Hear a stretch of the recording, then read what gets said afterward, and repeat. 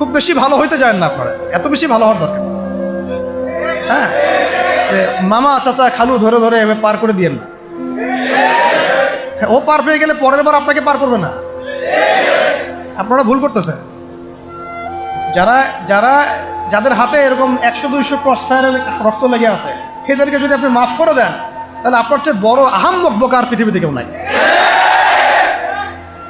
কি বলেন এগুলো? ইসলামের বিধান হচ্ছে একজন মানুষকে যদি কেউ হত্যা করে অন্যায়ভাবে, তাকেও শাস্তির আওতায় এনে মৃত্যুদণ্ড কার্যকর করতে হবে।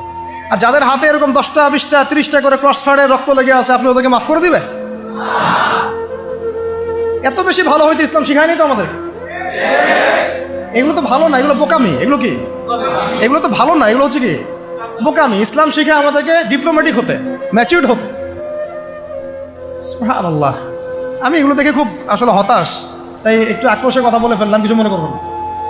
মানে আমি বুঝি না, আমরা এই সাইকোলজির সাথে যাই না।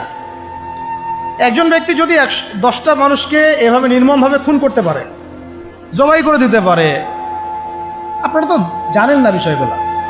মানে একটা রুমে গিয়ে একদম বেদর পিঠে একজনকে হাত পা ভেঙে দিয়ে পরে পাশের রুমে এসে ভিডিও গেমস খেলতেছে, পাবজি ভিডিও গেমস খেলতেছে। এই মানুষগুলোকে আপনি যদি মাফ করে দেন, তাহলে তো আসলেই বলবো যে আপনার চেয়ে বড় আহাম্মক আর গর্ধপ আর কি বলবো, কি শব্দ ইউজ করবো।